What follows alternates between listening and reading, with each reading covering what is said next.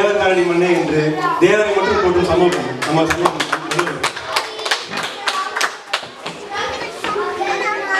மற்றும் ஒரு முக்கியமான விஷயம், ஆனந்த் அவர்கள் சொன்னார், காதலை கற்றுக் கொடுத்ததே எங்களுக்கு சினிமா தான் என்றார். இது விசித்திரமாகவும் வேதனையாகவும் இருக்கிறது. நான் சினிமா பார்த்துவிட்டு தான் ரோஜாவும் கையுமாக காம்பவுண்ட் சேரை ஏறி குதித்தேன் என்று ஆனந்த் இங்கே ஒப்புதல் வாக்குதல் நடத்தினார். ஆனந்த் ஒரு நல்ல ஆன்மகனாக இருப்பதால் அவர் ரோஜாவை கையில் எடுத்துக் கொண்டு சேரை ஏறி குதித்தார். ஆனால் பெண்களை பண்டமாகவும் காதலை ஆதிக்கத்தின் ஆயுதமாகவும் காட்டும் சினிமாக்களை பார்த்துவிட்டு ஆசிரியர் எடுத்துக்கொண்டு சுற்றிய பல இளைஞர்களை நாம் பார்த்திருக்கிறோம். இதற்கு சினிமா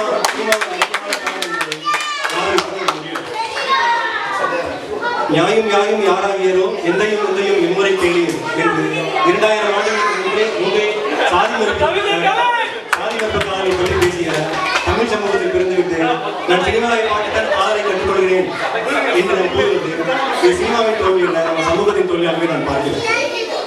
திரும்ப சினிமாவுக்கு போகணும்னு நினைக்கிறேன். சினிமா என்பது என்ன? சினிமா என்பது ஒரு கதை சொல்லும் ஊடகம். ஆனால் அது கதை சொல்லும் ஊடகமாக இல்லாமல் தமிழ் சமூகத்தில் தமிழ் சமூகத்தில் கலைகளை தின்றும் ஊடகமாக ஒரு மாறியது என்ற சந்தேகம் எனக்கு இருக்கிறது. இன்றைய சூழலில் தமிழகத்தில் ஒரு தனிசை கலைஞரோ ஒரு தமிழ் எழுத்தாளரோ நடன ஆர்வலரோ சினிமாவின் கலைஞர் பார்வை இல்லாமல் தங்களது திறமையை வெளிக்காட்டுவதற்கான வாய்ப்பே கிடையாது. சினிமா என்பது கலை கூறுவதாக மட்டும் இல்லாமல் இத்தகைய அனைத்து கலைஞர்களையும் கலைகளையும் கொண்டு தின்னும் ஊடகமாக மாறிவிட்டது.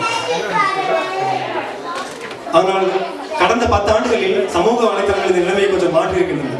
கலைகளை திரும்பவும் டெமோக்ராட்டைஸ் செய்து எளிய மனிதனின் கைகளில் கலைகளை வெளிக்காட்டும் கருவியை கொடுத்திருக்கிறது என்றுதான் நான் எழுதி வைத்திருக்கிறேன். ஆனால் கடந்த 2 வாரங்களில் 2-3 வாரங்களில் நடந்த நிகழ்வுகளை பார்த்த பின்பு இந்த சமூக வலைத்தளங்களையும் சினிமா தின்று விட்டதோ என்ற ஐயம் எனக்கு ஏற்பட்டுள்ளது.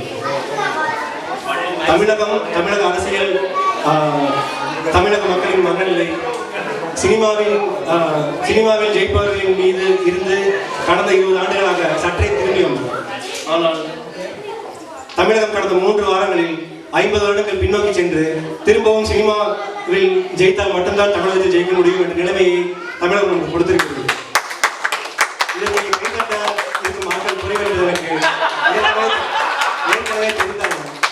இந்த உண்மையை அடுத்து வரும் 10 ஆண்டுகளில் நீங்கள் உணர்வீர்கள் என்பதில் எனக்கு சிறிது கூட ஐயமில்லை. ஆக மொத்தத்தில் இப்ப என்ன சொல்ல வரேன் என்று கேட்டீர்கள் என்றால், தமிழ் நல்ல சினிமாவே வருவதில்லையா என்று கேட்டால், தமிழ் நல்ல படங்களே வரலன்னு நான் சொல்றேன். இன்னும் நல்ல படம் வந்தால் நல்லா இருக்கும் என்று சொல்றேன் என்று கூறி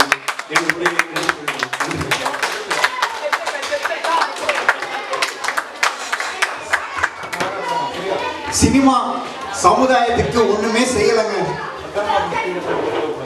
அரசியல், கல்வி, அதுக்கப்புறம் பார்த்தீங்கன்னா பொருளாதார சித்தாந்தங்கள், இதுதான் வந்துட்டு நம்ம சமுதாயத்தை வழிநடத்தி சென்றுட்டு இருந்திருக்கு. சினிமாவோட பங்கு அதில் துளியளவும் இல்லை அப்படின்ற ஒரு கருத்தை முன் வச்சிருக்காரு. அருமையா பேசியிருக்காரு. சரி, இதுக்கு என்ன பதில் சொல்ல போறாங்க இந்த பக்கத்துல இருந்து பார்க்கலாம். வாங்க சொல்லுங்க பவித்ரா அவர்கள்.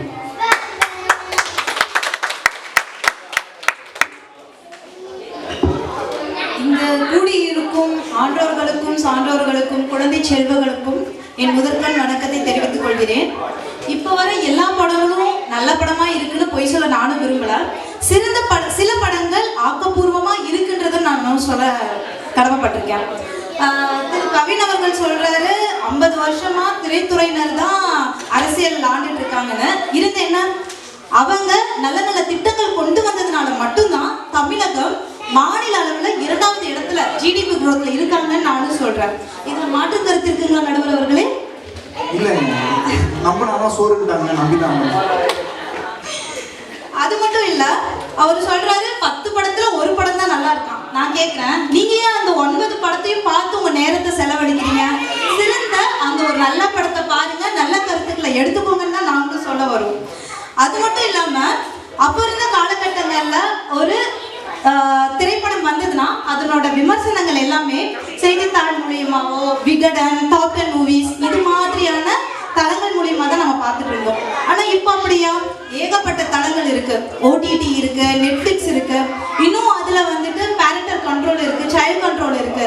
நீங்க இதையெல்லாமே உபயோகப்படுத்தலாமே. அப்போ இருந்த காலகட்டங்களை விட இப்ப இருக்க காலகட்டங்கள் உங்களுக்கு ஏகப்பட்ட படங்களை கொடுத்துட்டு தான் இருக்கு. ஹே சிரி, ஓகே கூகுள், இந்த மாதிரி படங்கள் எனக்கு வேணும்னு கேட்டீங்கன்னா உங்களுக்கு வரிசைப்படுத்தி கொடுக்குறாங்க. மக்களே, ரிமோட்டும் போனும் உங்க கையில தான் இருக்கு. எந்த மாதிரி படத்தை பார்க்கணுன்றது நீங்க தான் முடிவு பண்ணணும். அதாவது இப்ப இருக்க ட்ரெண்ட்ல பாத்தீங்கன்னா சிறந்த படங்களை கொடுத்துட்டு இருக்காங்கன்னு தான் நான் சொல்றேன். எப்படின்னா ரீசெண்டா பாத்தீங்கன்னா தாய் கிழவின்னு ஒரு திரைப்படம் வந்தது. ரொம்ப எளிமையா யதார்த்தமான ஒரு திரைக்கதையை வந்துட்டு அழகா வெளிப்படுத்தி இருப்பாங்க. வசூல் வேட்டையெல்லாம் பண்ணுச்சு. ஏன்னு கேட்டோம்னா அதுல பெண்களின் விழிப்புணர்வை பத்தி அழகா வந்து சொல்லியிருப்பாங்க, தன்னிச்சையா எப்படி செயல்படணும்னு. அது மட்டும் இல்ல, இப்ப சில எடுத்துக்காட்டுல பார்த்தோம்னா கல்விக்கு வேணும்னா ஜெய்பீம் திரைப்படம் இருக்கு, அசுரன் திரைப்படம், இதெல்லாம் வந்துட்டு விருதுகளை வாங்கி குவிச்ச திரைப்படம். இதெல்லாம் ஆக்கப்பூர்வமான படமா இல்லைங்களா நடுவரவர்களே? தயவு செஞ்சு போய் பாருங்க நடுவரவர்களே. இதை விட பிரம்மாண்டமான திரைப்படங்கள் எல்லாமே இருக்கு, ஒவ்வொரு ஜோனர்லயுமே இருக்கு. பயோகிராபி மூவி ராக்கெட்ரின்னு சொல்லிட்டு நபீசனோட அவ்வளவு அழகான ஒரு திரைப்படம் நேஷனல் அவார்ட் எல்லாம் வாங்கியிருக்கு. அது மட்டும் இல்லாம சூரியனை போட்டு கண்டிப்பா நீங்க எல்லாருமே பார்த்திருப்பீங்க. இந்த படம் பாத்தீங்க தானே நடுவர் அவர்களே? பார்க்கலன்னு உங்களால மறுக்க முடியாதுன்னு நினைக்கிறேன்.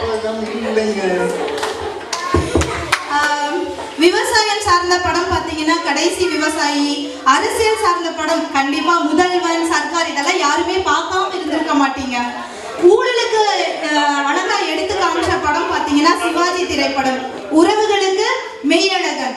அதாவது இது போன்ற சிறந்த திரைப்படங்களை கொடுக்கறதுக்காக தான் அரசு நம்மளுக்கு தணிக்கை குழு மூலியமா சர்டிபிகேட் மூலியமாவே நம்மளுக்கு கொடுத்துட்டு இருக்காங்க. இந்த படங்கள் எல்லாமே ஆக்கப்பூர்வமான திரைப்படங்கள் மாதிரி பல ஆக்கப்பூர்வமான படங்கள் இருக்கு. தயவு செய்து நீங்களும் போய் பாருங்க. இது மட்டும் இல்லாம ஒரு திரைப்படம் அப்படின்னா நீங்க ஒரு திரைப்படம் அப்படிங்கிறது முன்னாடி மட்டும் பார்க்காதுங்க, அதுக்கு பின்னாடி ஆயிரக்கணக்கான மக்களுடைய உழைப்பு இருக்கு. ஒரு திரைப்படம் அப்படின்னு பார்த்தோம்னா director, producer, distributor, actor, actress, நடன குழு, இசைக்குழு, கேமராமேன், லைட்டிங் அப்படின்னு ஒவ்வொருத்தரோட உழைப்பும், ஆயிரக்கணக்கான மக்களோட உழைப்புல ஒவ்வொருத்தரோட தனி மனித கனவா இருக்கு ஒரு திரைப்படம். ஆனா அந்த படத்தை தான் பல பேர் குறை சொல்லிட்டு இருக்காங்க இப்ப இருக்க சூழ்நிலையில. ஒரு நல்ல ஆசிரியர் 100 மாணவர்களை உருவாக்குவார், மாற்ற முடியும். ஆனா ஒரு திரைப்படம் ஒரு சமுதாயத்தையே மாற்றக்கூடிய கருவியா இருக்கு. இப்ப இருக்க கருத்துக்களை கடைக்கோடி மக்களிடம் சேர்க்கக்கூடிய ஒரு கருவி திரைப்படம் மட்டும்தான் நடுவர் அவர்களே. இப்போ இருக்க காலகட்டத்தில் இருக்க பசங்க கிட்ட மது அருந்தாதீங்க, புகை பிடிக்காதீங்கன்னு சொன்னா யாரு போய் கேட்கிறா? அதுவே அவங்களோட ஹீரோஸ் வந்து சொன்னாங்கன்னா அதுவே ஒரு தாரக மந்திரமா எடுத்துட்டு வாட்ஸ்அப்ல ஸ்டேட்டஸ், ஸ்டோரி இது மாதிரி போட்டுட்டு அதை வந்து முன்னுதாரணமா எடுத்துக்கிறாங்க. அதுக்கு திரைப்படம் ஒரு கருவியா தான் அமைஞ்சிருக்கு. அது மட்டும் இல்லாம இப்ப இருக்க எல்லார்கிட்டையும் நான் சொன்னாலோ இல்ல அப்பா அம்மா சொன்னாலோ எத்தனை பொறுப்பை கேட்க முடியும்? ஆனா பட்டி தொட்டி எல்லாம் சேர்க்கக்கூடிய கருவியா திரைப்படம் மட்டும்தான் இருக்குன்னு வாய்ப்புக்கு நன்றி கூறி விடைபெறுகிறேன். வணக்கம். ரொம்ப அழகா பேசுனாங்க. நல்ல படங்களை ரிவ்யூ பார்த்துட்டு நல்ல படமா பாருங்க, நிறைய நல்ல படங்கள் இருக்கு அப்படின்ட்டு கொஞ்சம் ரெக்கமெண்டேஷன்ஸ்லாம் கொடுத்துருக்காங்க. நான் அந்த படம்லாம் பார்க்கலங்க. பார்த்துருந்தீங்கன்னா கை தட்டிருங்க. உங்களுக்கு பார்த்துருக்காங்க. உண்மையா இருக்குமோ? சரி, நிறைய கருத்துக்கள் எடுத்து வச்சிருக்காங்க இவங்க. இங்க பாத்தீங்கன்னா திரைப்படங்கள் வந்துட்டு நல்ல செய்திகளை சொல்லுது. இந்த விஷயத்துக்கு இந்த படத்தை பாருங்க, அந்த விஷயத்துக்கு இந்த படத்தை பாருங்க அப்படின்னு சொல்லி ஒரு ஆயுர்வேதிக் டாக்டர் மாதிரி ரெக்கமெண்டேஷன்ஸ் எல்லாம் கொடுத்துட்டு போயிருக்காங்க. அதுக்கப்புறம் பாத்தீங்கன்னா சமுதாயத்துல வந்துட்டு சில இடங்கள்ல வந்து இப்போ பாத்தீங்கன்னா கிராமங்கள் பட்டி தொட்டியெல்லாம் போயிட்டு சினிமா வந்துட்டு ஒரு நல்ல செய்திகளை வந்து கொண்டு போய் சேர்க்குது மக்கள் கிட்ட அப்படின்ற ஒரு செய்தியை முன் வச்சிருக்காங்க. அருமையான கருத்துக்கள் தான். இந்த கருத்துக்களுக்கெல்லாம் கொஞ்சம் எதிர்கருத்துக்கள் என்ன எடுத்து வைக்க போறாங்க, கொஞ்சம் கஷ்டமா தான் இருக்க போகுதுன்னு நினைக்கிறேன். ஷர்மிளா வாங்க.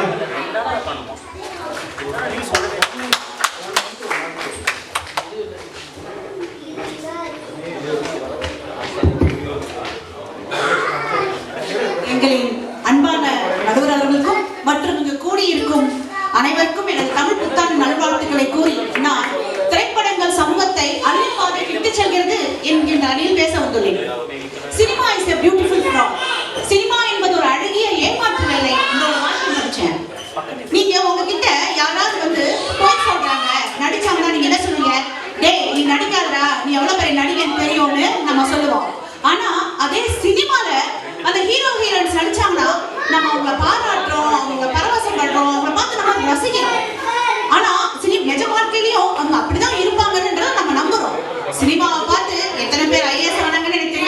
எத்தனை பேர் டாக்டர் ஆனாங்கன்னு தெரியாது, ஆனா சினிமாவை பார்த்து கெட்டு போனவங்க நிறைய பேர்னு தெரியும். அது உதாரணத்துக்கு வேற எங்கேயா போவேனா, இங்க உட்காந்துருக்காங்களே ஒரு 3 பேரு, சும்மா சொல்லக்கூடாதுங்க, நல்லாவே கெட்டு போயிருக்காங்க. அதுல ஆனந்த் சொல்றாரு, அப்துல் கலாம் வந்து கனவு காணுங்கள்னு சொன்னாராம். அப்துல் கலாம் கனவு காணுங்கள்னு சொன்னாரு. உங்க எதிர்காலம் நல்லா இருக்கணும்னா நீங்க கனவு காணுங்கள்னு சொன்னாரு. சினிமா பார்க்கணும் நான் சொன்னாரு நடுவர் அவர்களே. ஆனந்த் தெரியாம தப்பா புரிஞ்சுக்கிட்டாரு. அதுதான் சினிமா ரொம்ப ஓவரா பார்க்க கூடாதுன்னு சொல்றாரு. அவரு சொல்றாரு, விஞ்ஞானி ஆகணும்னா கனவு காணுங்கள்ன்றாரு. விஞ்ஞானி ஆகணும்னா அவரோட மனநிலை பாருங்களேன், எப்படி அவர் வந்து ஒரு விஞ்ஞானத்தை புரிஞ்சு வச்சிருக்காருன்னு பாருங்க. அவரோட பசங்க கிட்ட, ஏப்பா நீங்க பிசிக்ஸ் கெமிஸ்ட்ரி பயாலஜிலாம் படிச்ச டைம்ல வேஸ்ட் பண்ணாதீங்க. காலையில ஒரு பயோகிராஃபி மூவி, மதியானம் ஒரு action thriller movie, science section movie பார்த்துட்டு அப்படியே இருங்கன்னு சொல்லுவாரா? மேடையில மட்டும் தப்பா உபதேசம் பண்ணக்கூடாது நடுவர் அவருக்கு.